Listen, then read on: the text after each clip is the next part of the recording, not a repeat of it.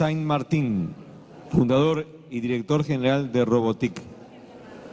Roberto Saint Martín funge como fundador y director general de Robotic, institución pionera en México en la enseñanza de robótica y tecnologías exponenciales a niños y jóvenes para desarrollar en ellos las competencias del siglo XXI y prepararlos para que puedan impactar su mundo desarrollando soluciones a los desafíos sociales contemporáneos. Robotic imparte hoy su metodología educativa en todo México, tanto en el sector público como en el privado, y sus alumnos han sido reconocidos en distintos premios en NASA, en el Mundial World en Qatar y en el FLL Internacional, entre otros.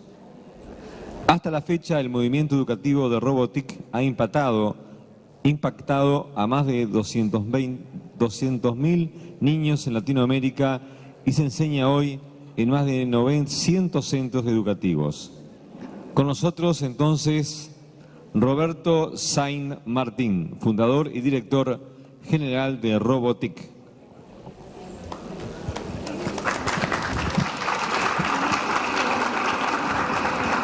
Gracias, muy buenos días. Bueno, primero quiero agradecer a Fundación Telefónica que me ha traído desde México para poderles compartir esta experiencia, y a los organizadores ha sido increíble poder presenciar ayer el evento. Pues les voy a platicar un poco sobre qué ha pasado en México y en Robotics en pensamiento computacional. Y pues antes quisiera pedirles un favor. Quisiera que trataran de pensar en los alumnos que conocen, en los niños que tienen hoy, o en sus hijos, o quizá ustedes cuando eran chicos, a eso de los 6, 8 años, y traten de imaginar qué es lo que quisieran ser ellos de grande, hoy, a pleno 2017. Cuando yo era chico, yo lo que ansiaba ser era ser astronauta. Y no sé si haya coincidido mucho o no. Y bueno, yo estuve pensando por qué cuando yo era chico quería ser astronauta, y lo que descubrí es que los astronautas son estos seres increíbles, que son veloces, fuertes, que pueden agarrar un clip en una nave espacial y armar una arma superpotente, que pueden resolver cualquier reto, que son sumamente poderosos y saben hacer todo con la tecnología. Ese soy yo hace muchos años con mi hermana, y así imaginaba yo a los astronautas, ¿no? Capaces, veloces. Y bueno, yo quería ser científico, no sé si es algo muy común, pero bueno, yo desde chico me imaginaba que iba a poder hacer una combinación de pócimas en mi laboratorio de química, e iba a agarrar chicle y con electricidad y unos ahí palabras extrañas que había escuchado, pues las iba a combinar e iba a hacer una pócima con la que cualquier persona pudiera vivir para siempre. Tuve una infancia pues muy privilegiada. Desde chico jugué mucho con la ciencia. Tuve un kit de química muy chico, jugaba con mercurio, con mi abuela quemé un baño de mi casa. Ella era la adulta que me cuidaba. Tuve una computadora, desde muy chico empecé a programar en BASIC, y pues me encantaba programar. Ahí en la programación hacía una especie como de rocola, y ahí programaba mi música, hacía unos dibujos ahí computarizados, y pues siempre estuve muy activo. Mi escuela era activa, era estilo Freinet, y aunque era estilo Freinet y era activa, pues aún así cuando yo llegaba con la maestra y le decía, oye, quiero saber más sobre los neutrones y los protones y los electrones, para ella era un poco extraño. Entonces, pues me decían lo que nos decían siempre a mi generación, ¿no? No, eso no es ahora para primaria, eso es para secundaria, o eso es para prepa. Y así me pasaba también en preparatoria o en secundaria, ¿no?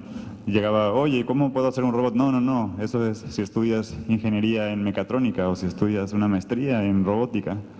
En general siempre íbamos postergando la curiosidad o las preguntas de lo que nos interesaba. Mientras que yo soñaba ser astronauta, hace poco en México, en el 2014, estos alumnos, bueno, en diciembre de 2013, quedaron segundo lugar en la NASA, en Houston.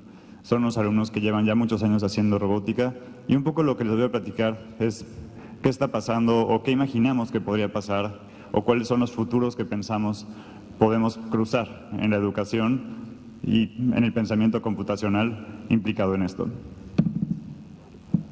Hace ya varios años, hace 11 años, yo y algunos fundadores, los fundadores de Robotics, teníamos una asociación estudiantil y estuvimos pensando, bueno, ¿cómo podemos modernizar el paradigma educativo? Nosotros, advierto, yo soy ingeniero en mecatrónica, entonces ayer he estado aprendiendo muchas palabras nuevas del mundo de la pedagogía, entonces quiero platicarles la óptica desde los ingenieros que de pronto nos metemos en el mundo educativo y cómo nosotros vemos la posibilidad de la educación. Bueno, de entrada nos preocupaba un poco esta imagen, ¿no? Muchas veces cuando yo platico con otras personas de mi amor por las ciencias, por las físicas, por las matemáticas, en general por el conocimiento, pues un poco así es como la mayoría de las personas piensan de la ciencia y tecnología. Al menos en mi país, así es como se suele pensar, ¿no? Como la ciencia y las matemáticas no son tan divertidas. O la escuela en general, ¿no? Aprender historia a muchas personas no les parece lo más motivante. Y cuando hemos hablado con muchos profesores, a veces ese es como el reto del profesor, ¿no? Cómo dinamizar a alumnos que tienen más o menos esta emoción. Y creemos mucho que tiene que ver un poco con lo que a nosotros nos pasaba, que cuando teníamos mucho interés por aprender algo, en general no era el momento de aprender algo. Y que cuando llegábamos con los maestros a preguntar sobre, oye, quiero aprender sobre los neutrones, los protones, los electrones o sobre la biotecnología, en general todo está serializado, ¿no? Primero te toca aprender el conocimiento 1, y luego el 2, y luego el 3, y luego el 4. Y pensábamos que eso era algo del sistema educativo mexicano, de primaria, secundaria, preparatoria, te tienes que esperar hasta la carrera. Pero cuando entramos a ingeniería mecatrónica, mis fundadores y yo encontramos lo mismo. En ingeniería mecatrónica, pues llegamos directo a, al fin, vamos a hacer robots. Y pues no. Primero había que ver matemáticas 1, matemáticas 2, matemáticas 3, luego física 1, física 2, física 3, electrónica 1, electrónica 2, electrónica 3, termodinámica, termodinámica de fluidos, circuitos, dinámica, miles de materias. Y ya de los 10 semestres, en el 8º semestre, tu primer laboratorio, ¿no? La primera vez en la que en verdad podías conectar un foco a una pila y ver que sí prendía o sí apagaba, y luego ya la siguiente clase el motor. Y casi que para cuando te gradúas en el 9º semestre ya puedes hacer algo más mecatrónico. Y pues te faltan 6 meses para graduarte, así que ese semestre descubres qué es lo que estudiaste los últimos 10 semestres. Y pues hemos llegado a pensar que así pues no deberían ser algunas cosas, porque es un poco como aprender otro idioma con el diccionario, ¿no? Así de hoy voy a ver las letras del A, luego la B, luego la C, y luego igual y hago palabras. Y pues así es como hemos empezado nosotros a diseñar cursos de robótica para otros ingenieros en un principio, y no queríamos que tuvieran que tener ningún prerequisito. Entonces hicimos cursos para que cualquier persona, sin importar si no había tomado Mate 1, Mate 2, Mate 3, que quisiera aprender robótica, en un fin de semana pudiera hacerlo. Entonces nos reuníamos en uno de los laboratorios y en 4 horas hacíamos un robot que le diera vueltas a una silla, que siguiera la luz, que huyera la luz. Eso ya hace 16 años. Y pues buscábamos que fuera muy divertido para que a todo el mundo le gustara, y empezamos a volvernos una asociación muy grande. Nos volvimos la más grande del TEC de Monterrey en México.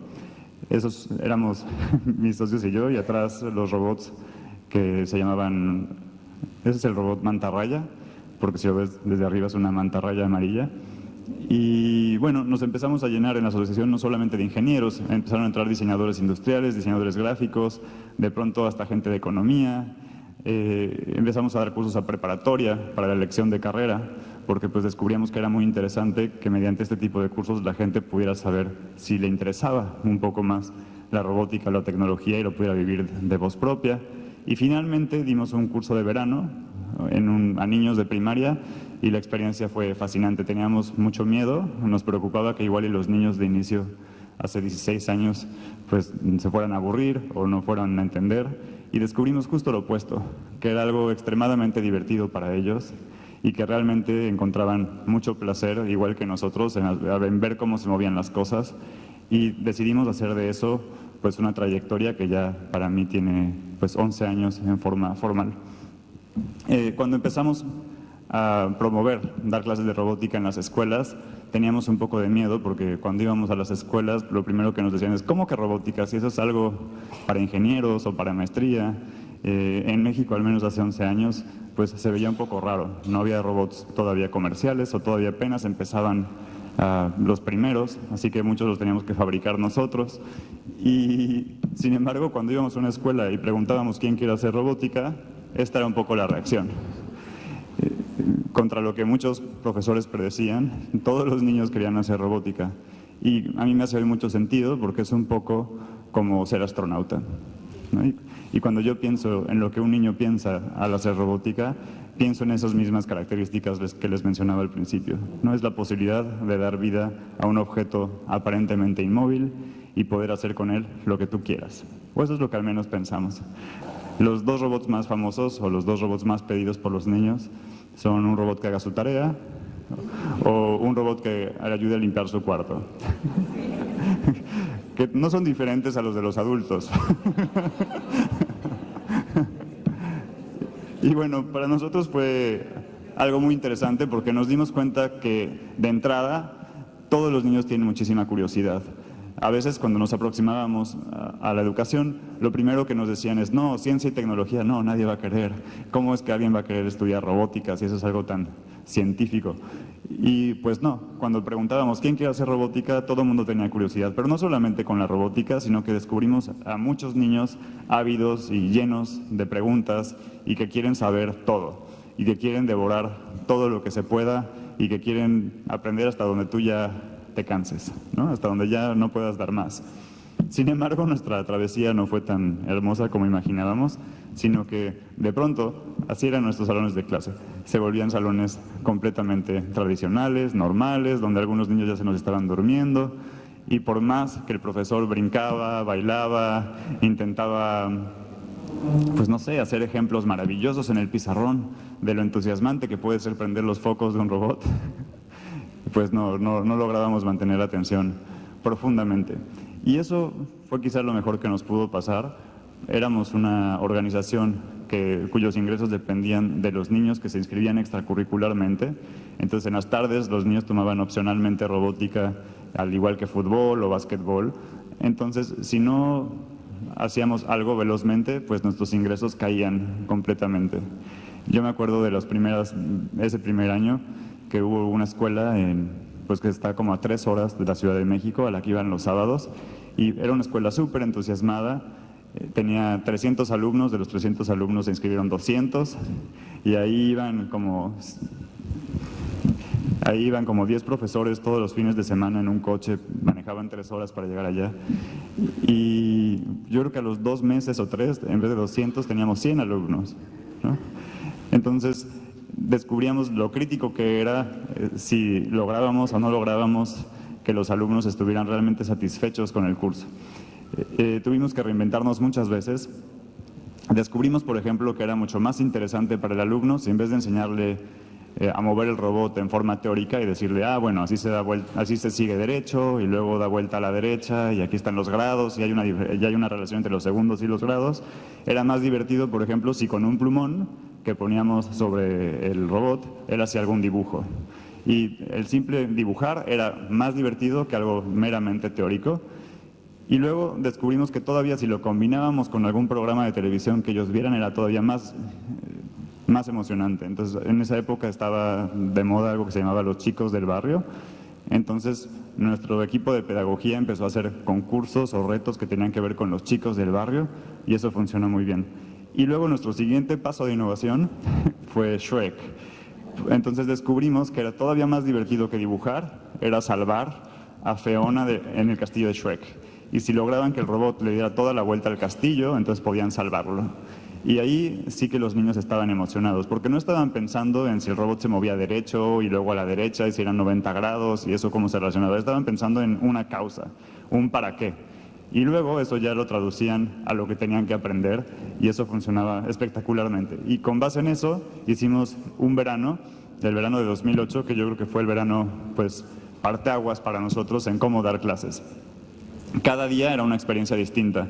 Por ejemplo, ese es el día de insectos. Los alumnos llegaban a su salón de robótica y, bueno, unas horas antes, que en ese entonces éramos 6 trabajadores, habíamos llenado de ramas el techo y les poníamos música de la selva, empezábamos bailando canciones de la selva y luego bajábamos al parque que está a un lado de nuestra oficina y pues buscaban insectos, obviamente vestidos como científicos, los metían en su caja de Petri, luego los veían al microscopio.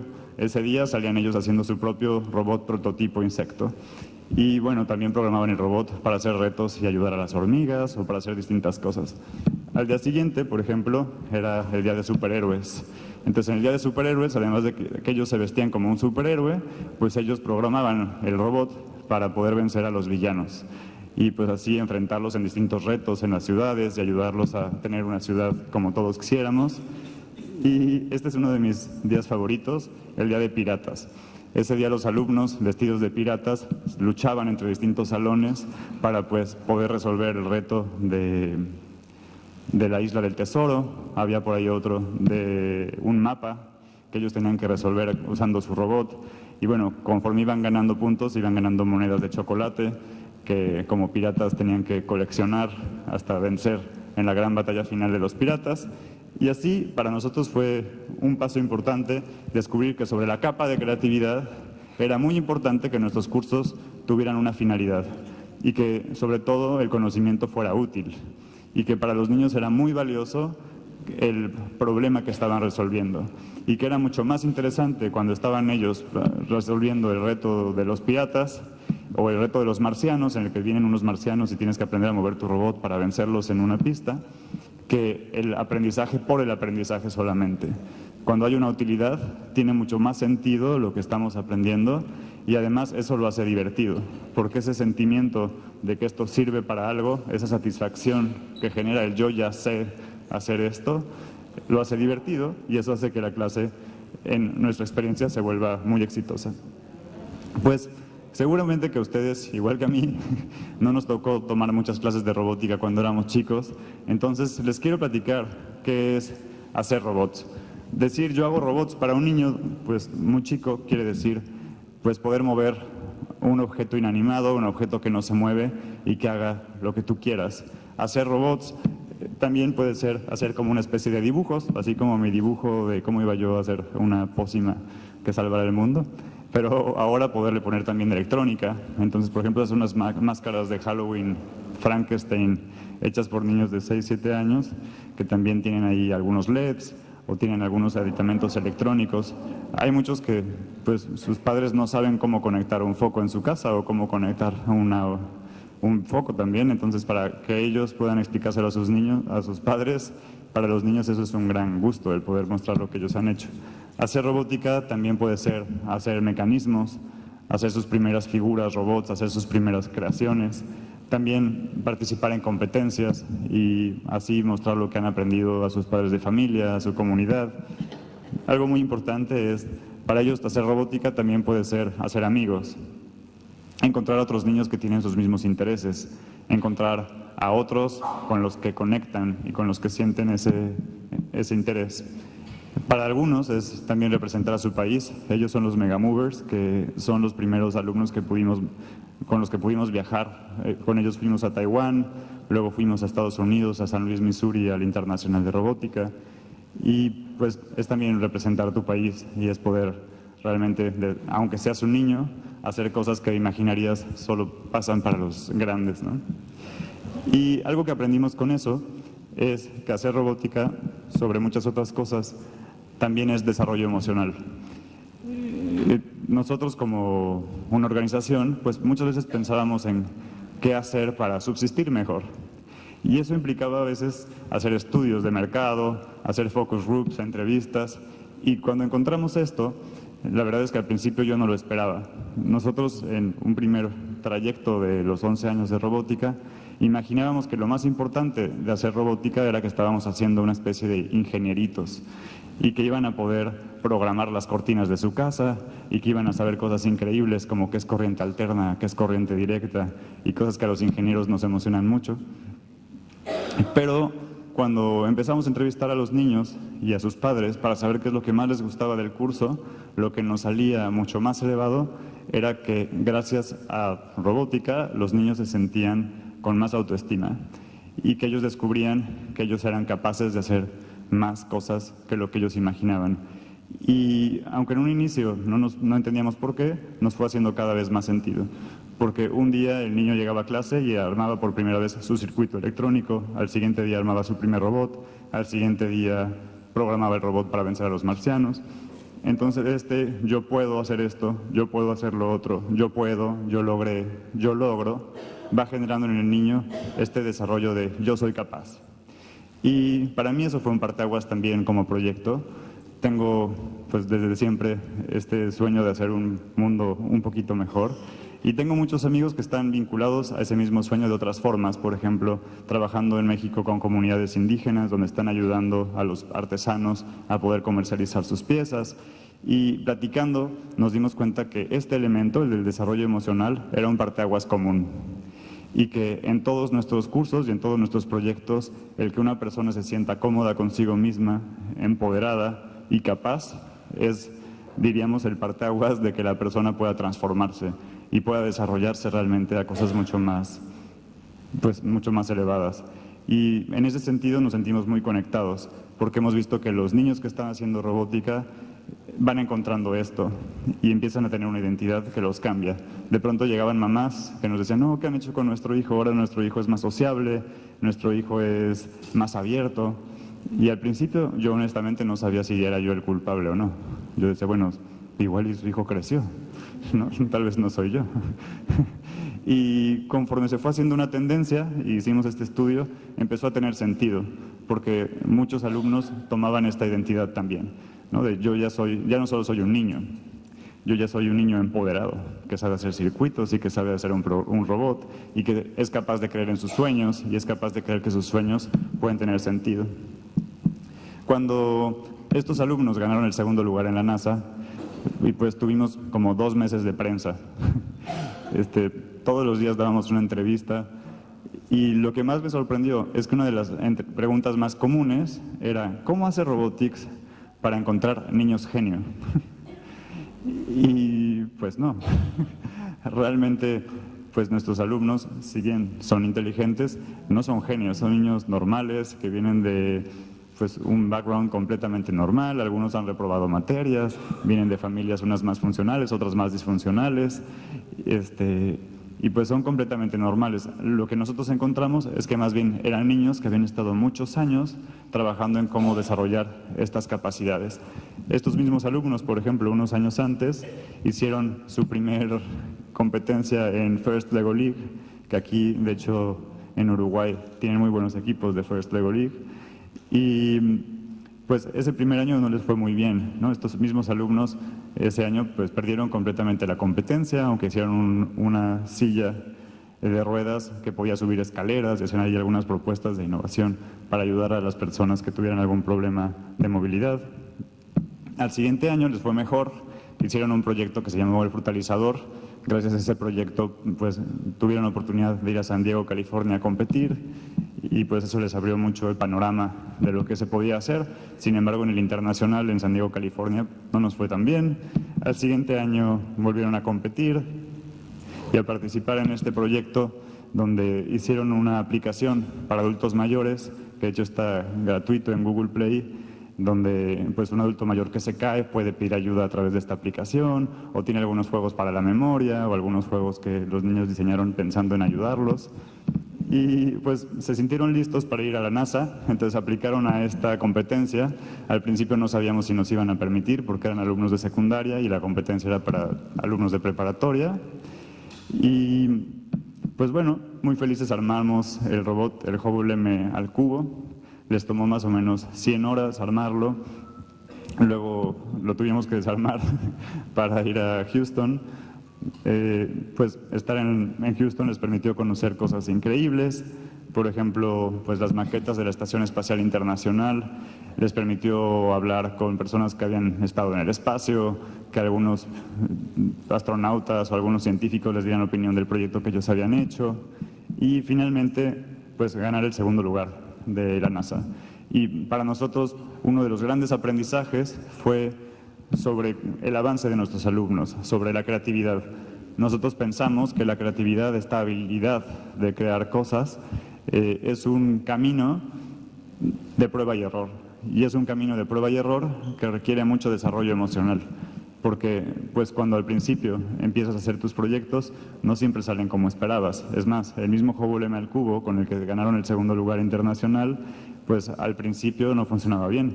Tuvieron que mejorarlo y mejorarlo y mejorarlo hasta lograr ese segundo lugar.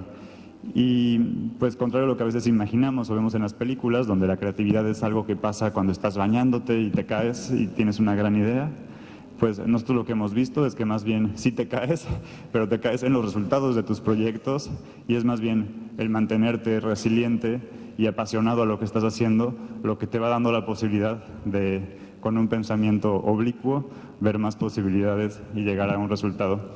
Así que decidimos a los alumnos ponerles retos cada vez más complejos y empezamos a ponerles retos sobre el cambio climático o sobre los eventos naturales o sobre los problemas en sus comunidades y que ellos empezaran a pensar qué podían hacer con lo que sabían de tecnología para encontrar soluciones. Aquí 4 soluciones o 4 ideas de los niños de lo que se podría hacer sobre el cambio climático, por ejemplo. Ellos hicieron el SESI, que es el Sistema de Emergencia contra las Inundaciones. En México tuvimos una inundación muy fuerte por esos años en Acapulco, en el que mucha gente perdió sus casas, hubo pues toda una catástrofe. Entonces ellos hicieron el SESI, que es un sistema de una alarma que cuando aumenta el nivel de agua mandaba un SMS a la población, a los celulares, y tenía inclusive un robot prototipo para ayudar a la gente a que no se ahogara en caso de una inundación. Ellos hicieron el Fire Safety, que es un robot que ayuda a combatir incendios forestales. Ellos hicieron el Blizzard Breaker, que es un robot que convierte la nieve en agua potable, y con eso se fueron a una feria de ciencias a Brasil a representar a México. Ellos hicieron un sistema meteorológico de bajo costo, este era uno de sus primeros prototipos.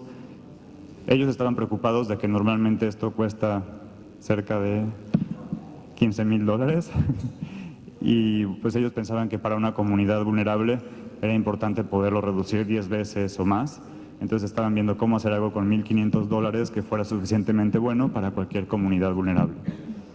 Y pues con eso nosotros descubrimos que además pues los alumnos les motivaba mucho solucionar cosas o problemáticas de la vida real y que eso podía ser un gran incentivo para que ellos se desarrollaran y se interesaran mucho más. Muchas veces pensamos que cuando somos chicos, cuando somos niños, no podemos hablar de las cosas reales, ¿no? Y que casi la mesa de los adultos habla de la realidad y la mesa de los niños no. Nosotros hemos descubierto que para los niños es una gran oportunidad pensar cómo ellos pueden aportar desde su frontera a los problemas que estamos enfrentando en la sociedad. Y bueno, platicarles que también un experimento que hicimos, reuní a todos los ingenieros de robotics y queríamos hacer el mismo reto que hacen los niños de First Lego League para ver cómo poderlo resolver.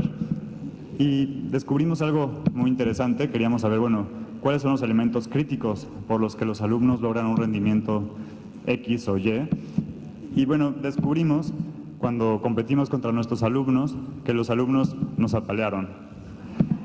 Y después de la autoestima recuperada, porque decíamos, bueno, ¿cómo es que nosotros que tenemos maestría en ingeniería o que somos ingenieros, que pasamos por matemáticas 1, electrónica 1, física 2, física 3, somos vencidos por niños que no saben ecuaciones diferenciales? Descubrimos algo increíble y es que en el proceso nunca usamos nada. Nunca usamos ni mate 1, ni mate 2, ni 3, ni física cuántica, ni programación neurodifusa, nada. Estamos iguales todos, usamos nuestras manos, nuestra creatividad, nuestra capacidad de comunicación, cuántas veces en una hora probamos distintas soluciones, qué tanto podemos articularnos y atrevernos a no tener razón cuando hay otro adulto que tal vez es tu jefe o tal vez es tu compañero que te puede juzgar. Y bueno, en eso los niños nos vencieron completamente. Ellos, sin ninguna inhibición, pues probaban y probaban y probaban y lograron tener muchos mejores resultados que nosotros. Y yo me atrevo a pensar que en el mundo laboral es igual. Hoy en día buscamos al compañero de trabajo que mejor puede negociar, que tiene más seguridad en él mismo, que está más dispuesto a tomar riesgos. No necesariamente el mejor colaborador es el que más capitales se sabe, el que mejor se acuerda de la fórmula para despejar una ecuación cuadrática, sino aquel que sabe poner el conocimiento en función y que sabe realmente usarlo lo más creativamente y lo más sociablemente posible. Y creemos que ese es el tipo de ciudadano que queremos formar. Y bueno, nos dimos cuenta que esto se iba volviendo un sistema más o menos predecible. Estos alumnos ganaron el segundo lugar en la NASA y al siguiente año otros alumnos tuvieron el primer lugar en la misma competencia en la NASA. Al siguiente año otros alumnos fueron a Qatar a representar a México y quedaron entre los primeros 25 lugares. Y al siguiente año fueron a India y quedaron en tercer lugar internacional en la Olimpiada de Robótica. Y pues se fue volviendo un sistema. Fuimos pensando que lo que estábamos haciendo iba en un buen camino y pues eso nos hace pensar que realmente es una forma en la que podemos incentivar y motivar a muchos más niños a que se acerquen a la ciencia y tecnología. En 2014 fui becado para ir a un espacio que se llama Singularity University, que está en NASA, en Silicon Valley, a aprender sobre las tecnologías exponenciales y cómo las tecnologías exponenciales pueden ser utilizadas en forma positiva para el impacto social. Y les quiero platicar un poco del panorama tecnológico, porque me parece importante que pues, ustedes sepan al menos lo que se piensa que podría pasar en términos de tecnología, hacia dónde va, y que ustedes, como finalmente los tomadores de decisión de la educación, nos ayuden a preparar a los niños hacia el mundo que pensamos viene. Silicon Valley es un espacio muy extraño. Hay cosas que todavía yo, varios años después, no estoy seguro si eran reales o eran ficción. Siempre empiezo con esto. Esta es una computadora que me dio mucho gusto encontrarme en Houston cuando iba con los alumnos a la NASA.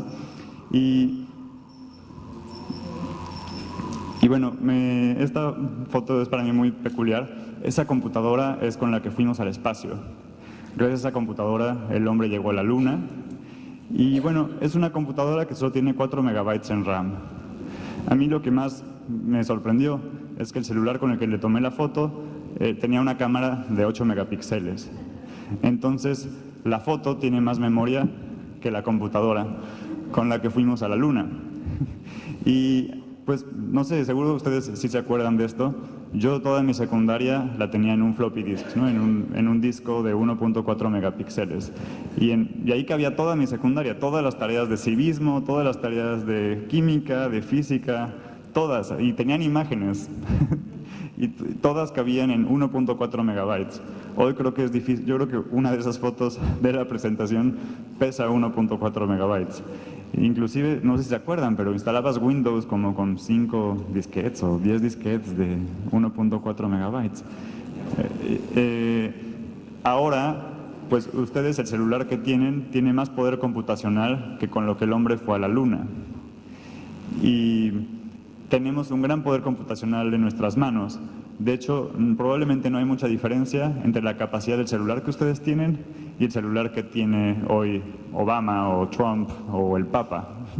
Ustedes tecnológicamente en sus casas pueden tener realmente tecnología comparativamente muy homogénea con otros países contra lo que pasaba quizá hace una década o más de años.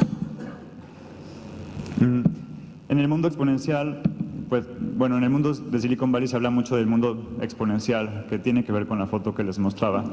Cuando éramos chicos, siempre en nuestras escuelas nos enseñan sobre el mundo lineal, que es el mundo que sabemos que existe, en el que se cuenta 1, 2, 3, 4, 5, 6, hasta el 21, ¿no? Es el mundo que nos enseñan en las primarias normalmente, es el mundo que a todos nos han enseñado siempre.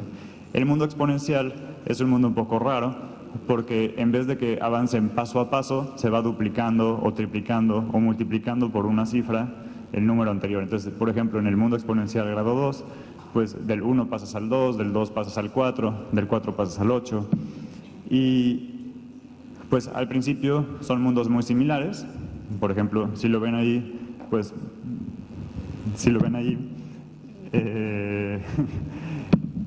va brincando uno de uno en uno y el otro se va duplicando. Pero cuando llegamos al número 21, por ejemplo, el 21 lineal, aquí hay 21 sillas, en el mundo exponencial es un número mucho más grande. En el mundo exponencial, el 21 equivale a 1.000.000, ¿no? A 1.048.000.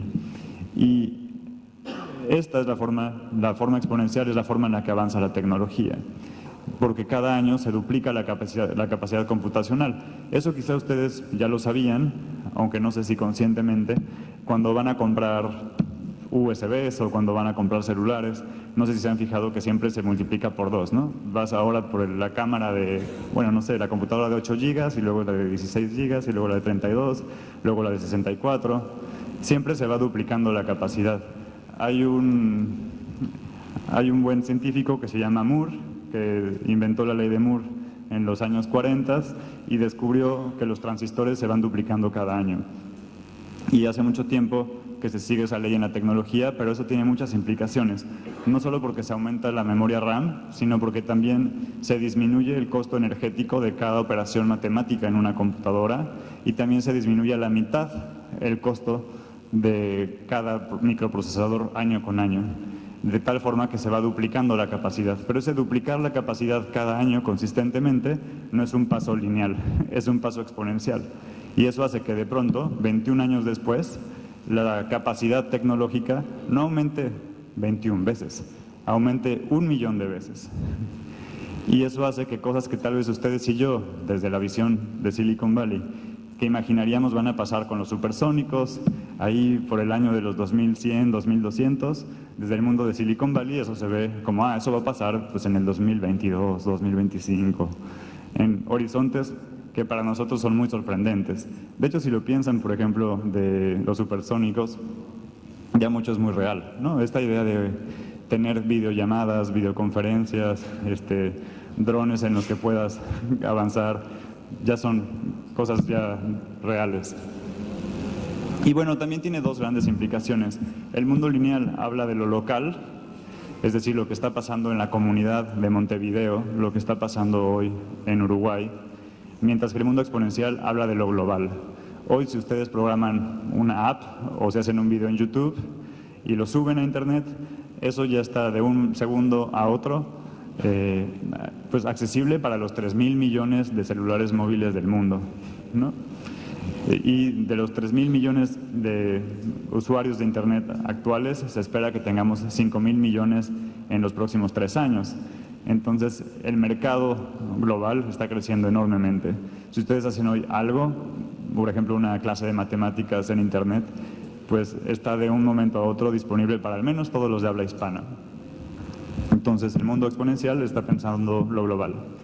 Y bueno, hay varias tecnologías exponenciales que esto no solamente pasa en la computación, pasa en una gran cantidad de tecnologías. Les voy a hablar de algunas. A mí me gusta mucho la biotecnología.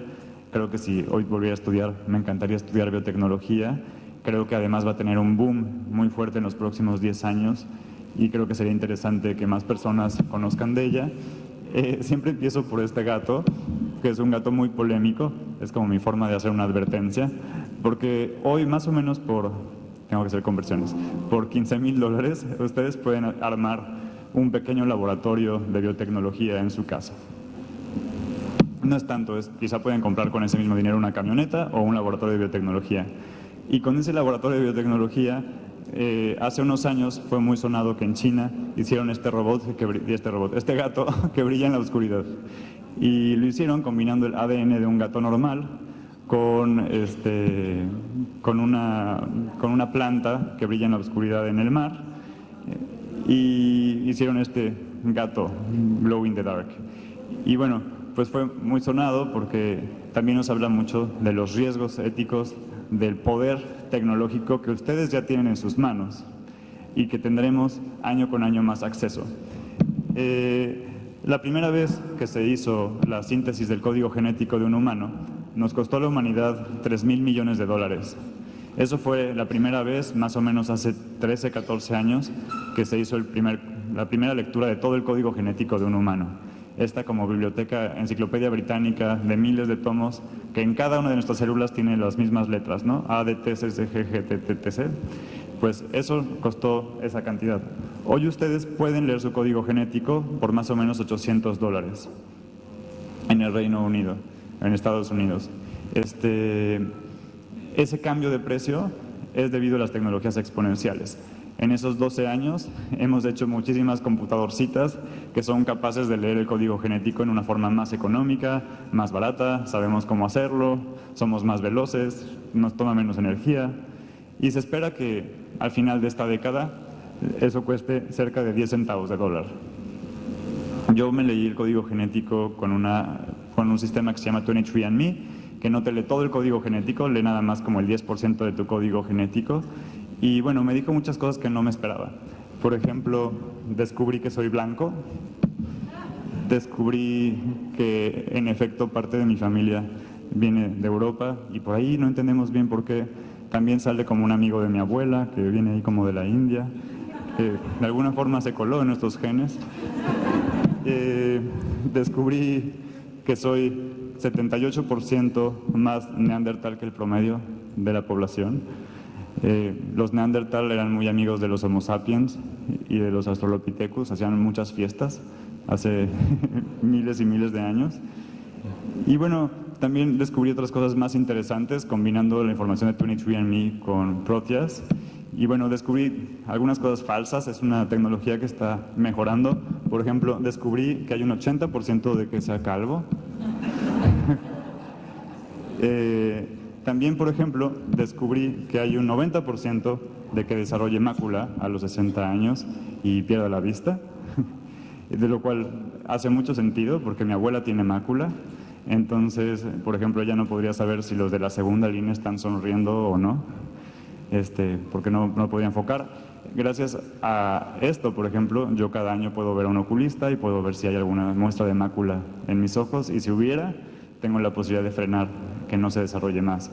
Entonces, uno de los grandes aportes de la biotecnología puede ser la medicina predictiva, que antes de que desarrollemos una enfermedad o un problema, pues podamos ponerle un remedio, en vez de que sea ya hasta que vemos los primeros indicios, que empezamos a ver el médico para ver qué es lo que tal vez tenemos, podríamos ahora actuar de una forma predictiva.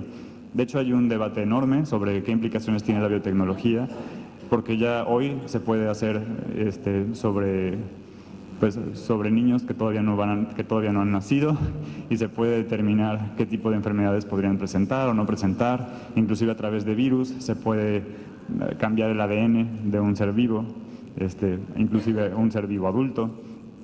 Entonces hay varias dudas de lo que eso implica o no implica, de quién puede o no puede tomar decisiones. En Estados Unidos hubo un caso para mí muy interesante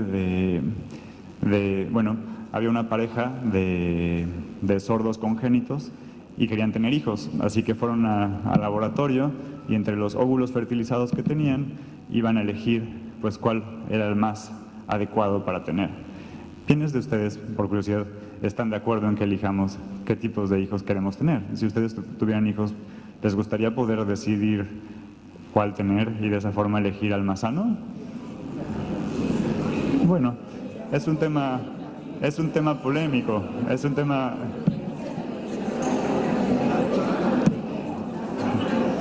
Bien. Bueno, les voy a contar lo que ellos eligieron. Ellos fueron al médico y decidieron elegir. Me da gusto que les haya causado interés. Y hoy en biotecnología tú puedes saber con un 99% de exactitud si alguien va a ser sordo congénito o no, de acuerdo a sus genes. Y ellos decidieron tener un hijo y decidieron tener al único hijo que era sordo congénito, porque ellos eran sordos congénitos. Entonces, también otra de las preguntas que eso abre es, en caso de que eso sea elegible, ¿quién lo debería de elegir? ¿Lo debe de elegir el ciudadano, el Estado, nadie? Y bueno, vienen tiempos difíciles en cuanto a cómo queremos moldear el mundo con la tecnología. Otra de las tecnologías exponenciales, para mí interesantes, es el Internet of Things. Seguro que ustedes han escuchado sobre el Internet de las cosas y de cómo todas las cosas empiezan a hablar con todas las cosas. Por ejemplo, aquí hay una pantalla que está ya hoy en refrigeradores, lo mismo que en las paredes de las casas, y lo mismo te puede decir qué es lo que está dentro de tu refri, y que lo puedes ver desde tu celular, para saber si te falta leche o te falta jamón, para que cuando vayas al súper no se te olvide comprar eso que no sabes que no tenías dentro del refri. Pero no solo eso, sino que ya también se puede conectar directo al supermercado. Entonces ya hay, por ejemplo, Amazon en Estados Unidos, ya cuando se acaba la leche, pues te mandan en automático la leche para que ni siquiera tengas que molestarte en ir tú al refri. O por ejemplo, la posibilidad de elegir cómo quieres tu casa en términos de colores, ¿no? Hay lámparas de colores o hay lámparas en las que tú desde tu casa o desde tu celular, yo lo tengo aquí, puedes prender o apagar la luz o elegir qué colores quieres para qué espacio. Están los Fitbits, que son estas como pulseras que te ayudan a contar los pasos para que sepas si hiciste ejercicio o no y cuántos pasos diste en el día. Ya no solamente existen para los humanos, también existen para las mascotas. Por ejemplo, hay Fitbits para gatos, para perros, para que estés seguro si tu gato ha tomado suficiente agua o no. Yo muero de ganas de que algún niño me ayude a programar un WhatsApp para mis gatos, porque la verdad es que me gustaría mucho saber cómo están y que cuando maullen me llegue un WhatsApp. Y bueno, la robotina, que ha sido tan deseada por generaciones y generaciones, mis abuelas la ansiaban mucho, ya está cada día más cerca. Hay muchos robots que te ayudan ya con tareas domésticas o al menos caminan por tu casa y te dicen si olvidaste las llaves, si en verdad dejaste ahí la tarea, te dice ya muchas cosas del clima. Seguro que sus celulares ya todos tienen una especie de asistente, y el asistente, como una Siri o como hay de distintos nombres, pues te dice distintas informaciones de lo que está pasando en el día. Eso ya es mucho más común. Bueno, de las selfies, que seguramente todo el mundo ya está harto de ellas, hay drones que además de que vuelan te pueden tomar selfies. Y algo que a mí me gusta de los drones es que son estos vehículos que se manejan en forma autónoma para poder llegar a cierta posición y controlarse, que también son producto de la tecnología exponencial. Hace más o menos 10 años, no, más como hace 15 años, lo más cercano a un dron era un helicóptero de coleccionista y eran carísimos. Un helicóptero de ese tamaño podía costar pues $15,000 fácilmente. Ahora esto lo pueden encontrar por poco, ¿no? Quizá por $50 ya pueden conseguir drones que toman video y que te lo mandan al celular. De los coches que se manejan solos, supongo que ya han escuchado mucho también del Google Self-Driving Car, que comenzó con esto hace ya pues casi 5 o 6 años. En San Francisco era muy común empezar a ver los primeros Self-Driving Cars pues automatizados completamente en la calle, y de pronto veías un coche que no tenía básicamente ningún pasajero manejándolo. Y bueno, ahora ya pues que están casi completamente libres. Algunos coches como los Tesla, que cada vez son más conocidos, de Elon Musk, pues ya tienen algunos módulos automatizados en los que en ciertas condiciones de la calle puedes no manejar. Eso fue de la primera vez que salió. Y bueno, aquí hay una pasajera que camino a su trabajo, pues le llegó la notificación de que ya no tenía que manejar en ciertas circunstancias. Al igual que sus celulares, estos coches pues mejoran su sistema operativo y lo conectas a internet y pues va mejorando la forma de conducirse. No solamente los coches se manejan solos, también ahora los aviones se manejan solos. Este es un avión sobre todo de uso militar, un UAV. Y bueno, una de las grandes problemas que tiene este avión es que es tan veloz que si lo estuviera conduciendo un piloto, por la simple aceleración que toma, pues se desmayaría. Entonces estamos llegando a límites de velocidad y aceleración en los que ya los humanos no podemos conducir las máquinas que estamos creando, lo cual de nuevo nos está llevando a nuevas complejidades éticas también sobre qué es correcto o no correcto en la robótica. Ya en forma más divertida, más que otra cosa, hay también ahora submarinos. Hay coches submarinos, y también se ha trabajado ya mucho en lo que todos esperaban, en los coches que vuelan. Los coches que vuelan yo he visto dos. Hay uno en San Francisco que sale en la Maker Faire cada año, que realmente es un coche que le agregas unas alas y puede volar. Ese es un dibujo, ese no es el verdadero.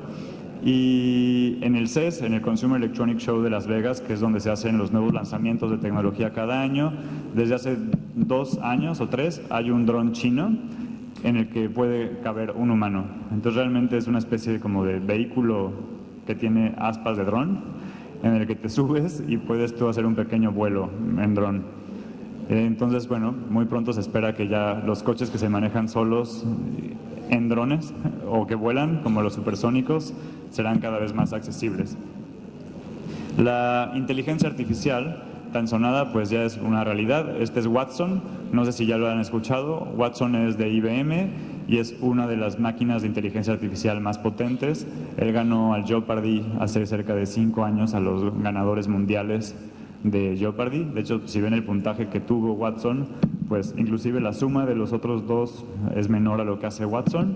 La gran ventaja de Watson es que puede responder preguntas muy velozmente, leyendo miles de millones de artículos en Internet a gran velocidad, pero nos da una gran idea de la capacidad que tiene esta máquina de interpretar el conocimiento que ya está en Internet. Watson se puede rentar. Si ustedes tienen una aplicación, por ejemplo, si ustedes estuvieran haciendo telemarketing y tuvieran una base de datos y quieren determinar quiénes son los clientes más proclives a ello, pueden programarlo para que Watson estudie su base de datos y les recomiende a quién usarlo.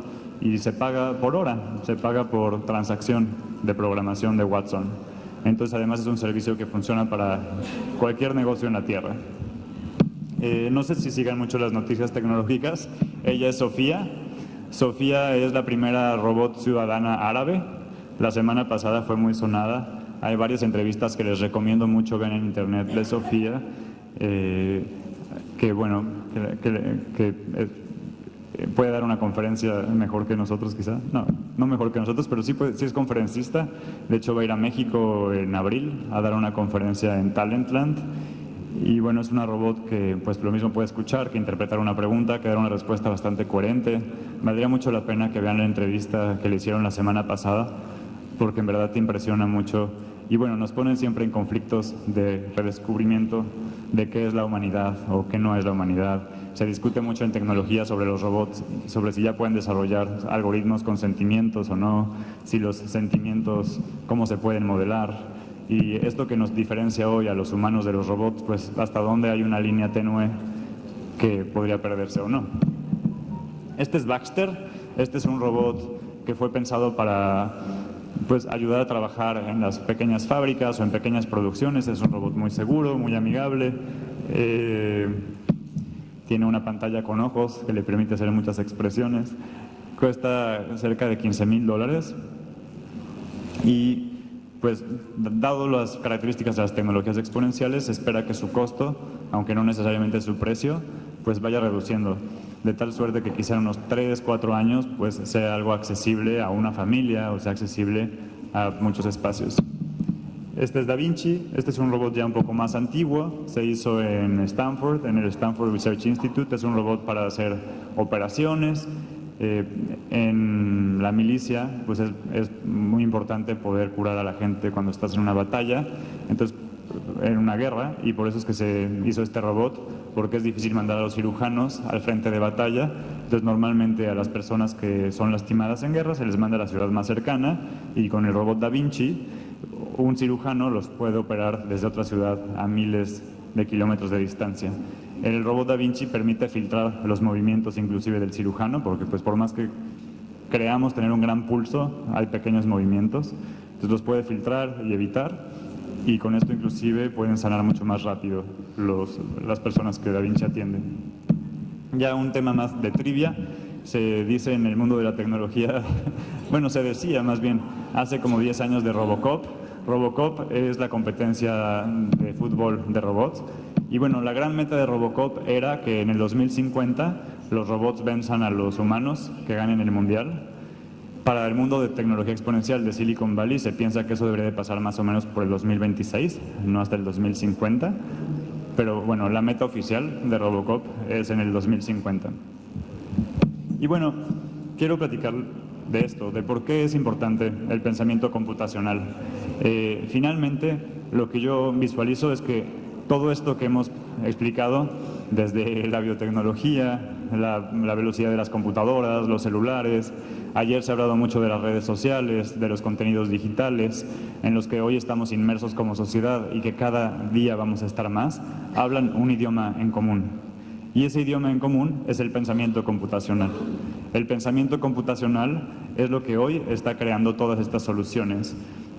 No funciona sino a través de solución de problemáticas. Tenemos distintos tipos de problemáticas y a través del pensamiento computacional vemos cómo integrar nuevas soluciones, cómo poder controlar a través de él la mecánica, la electrónica, los algoritmos, la interacción humana, cómo modelar distintas formas de soluciones, y es el engrane a través del que estamos creando nuevas tecnologías y nueva forma de generar valor en la sociedad.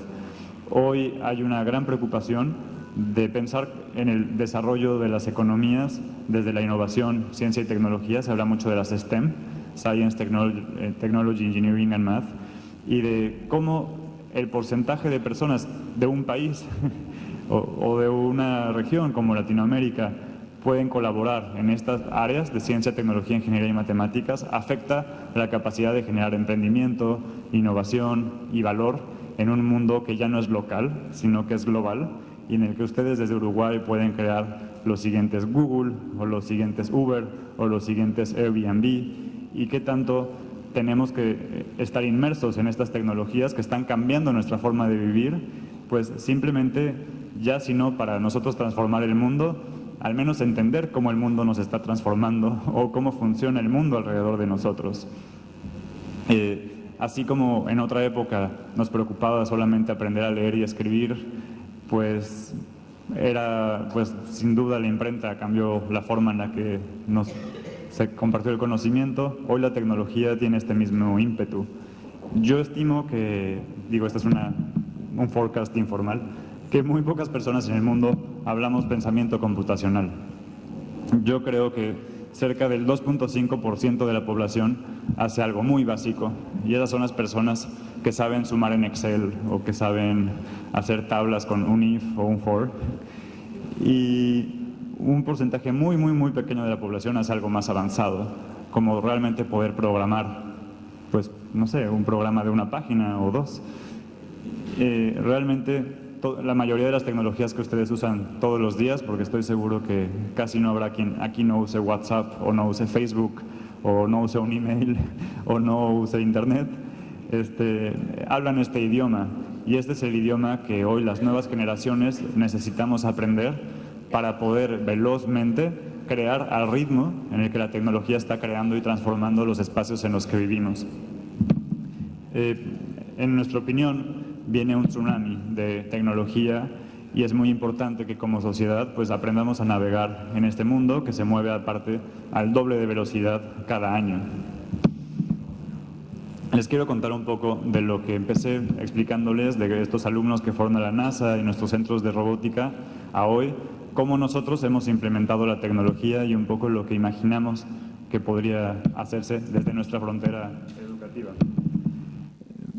Bueno, en el 2014, cuando regresé de este centro donde nos explicaron las tecnologías, pues fue un poco el preocuparse de qué hacíamos, porque creíamos que teníamos un modelo educativo muy fuerte, que estaba dando muy buenos resultados, pero que teníamos muy poco alcance. Por más que intentábamos capacitar a más y más y más profesores, pues teníamos con suerte 80 profesores, y pues cuando llegábamos a la fortuna de que alguien nos dijera, oye, yo quisiera que nos ayudes en estas 300 escuelas, pues no había poder humano que nos permitiera crecer, o si lo hacíamos, perdíamos toda la calidad que teníamos y no lográbamos un proyecto realmente coherente.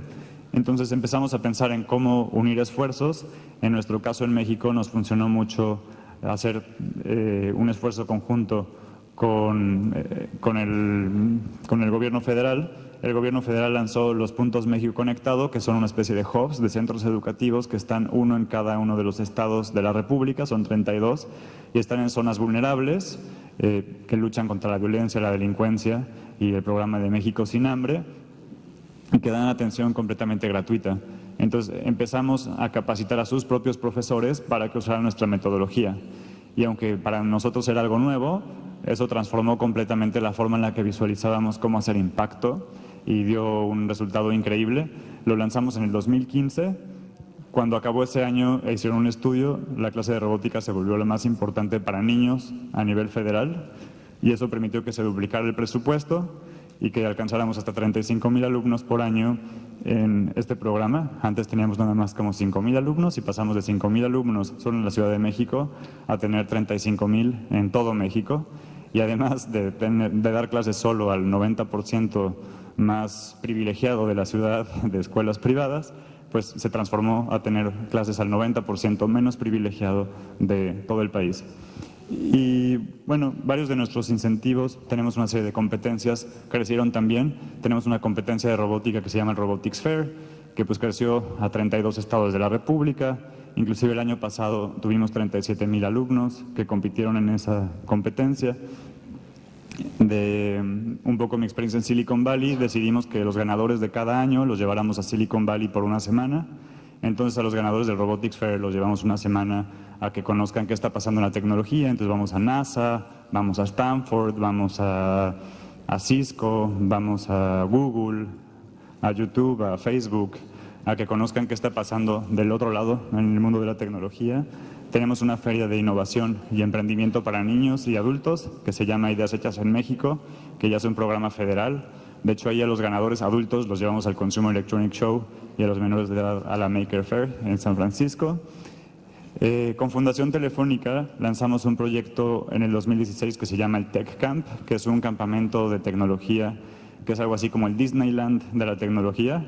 Durante un verano en una escuela pública o en un espacio público buscamos dar un curso a más o menos 50 o 100 niños de distintos orígenes y backgrounds y buscamos integrarlos a través de la tecnología. De hecho, tiene una temática espacial. En general viene una especie de actor, facilitador que se disfraza de astronauta y habla con los alumnos sobre lo que está pasando. Vemos impresión 3D, videojuegos, robótica. Y bueno, dimos un gran salto en este último año porque pensamos, bueno, ya que estaba funcionando esto en los 32 estados de la República, en estos centros educativos muy controlados, que se llaman los puntos México Conectado, pensamos cómo desarrollamos un sistema que sea algo así como completamente móvil y que nos permitiera, en un máximo de esfuerzo creativo, lanzarlo en un paracaídas y que en cualquier escuela pública o privada pudiéramos convertir un aula de medios en un aula de robótica. Y que además, pues desde lo que habíamos experimentado, nos permitiera tener un impacto en STEM, porque pues habíamos estado viendo que en México las cifras de niños interesados en ciencia, tecnología, ingeniería y matemáticas pues es bastante baja. Queríamos incidir en primaria y secundaria porque está demostrado que es esta etapa la que forma muchas de las expectativas de qué quieren hacer cuando sean más grandes. Y además la necesidad o las diferencias laborales o económicas de esto parecen ser muy altas. En Australia se habla, por ejemplo, de que un aumento del 1% en los trabajadores en STEM puede generar un aumento del 4% en el Producto Interno Bruto de Australia. También se habla, por ejemplo, que hoy en el mundo, para un egresado de una carrera STEM, hay 3 ofertas de trabajo por cada egresado, mientras que en México, por ejemplo, en la construcción, hay 6 trabajadores por cada vacante de construcción. Entonces, pues para nosotros pensamos que además de que la tecnología está empujándonos hacia ese sentido, también es importante como pertinencia empujar hacia que haya más interés en estas áreas que hemos visto. Hay gran interés cuando se hace una buena difusión. La perspectiva de género es otro tema que trabajamos fuertemente. Cuando empezamos nos dábamos cuenta que solamente cerca del 20-25% de nuestros alumnos eran niñas y hemos ido empujando cómo lograr aumentarlo hasta un 30-35%. Cuando logramos hacer un curso curricular en el que todos los niños y niñas toman robótica, hemos visto que podemos tener un aumento mucho mayor. De lo que hemos podido identificar es que hay una gran componente de, pues en México diríamos de machismo, en cómo visualizamos la ciencia, la tecnología y la robótica, y nos hace pensar que pues las mujeres no son adecuadas para hacer robótica porque es algo, pues no sé, rudo, que se hace con las manos, y que igualmente que los niños no son bien vistos en México si hacen ballet, las niñas no son bien vistas si hacen robótica. Entonces hemos tratado de romper esos paradigmas. Por tiempo no sé qué tanto meterme en ello, pero ha sido una lucha muy interesante. Cuando empezamos a armar nuestros equipos representativos de niñas, a mí me sorprendió muchísimo que cuando las entrevistaban les preguntaban, bueno, ¿qué te dijeron tus papás cuando les dijiste que querías hacer robótica? Y la respuesta más común de los padres, bueno, de las niñas respecto a sus padres, era, mis papás me dijeron que me van a aceptar.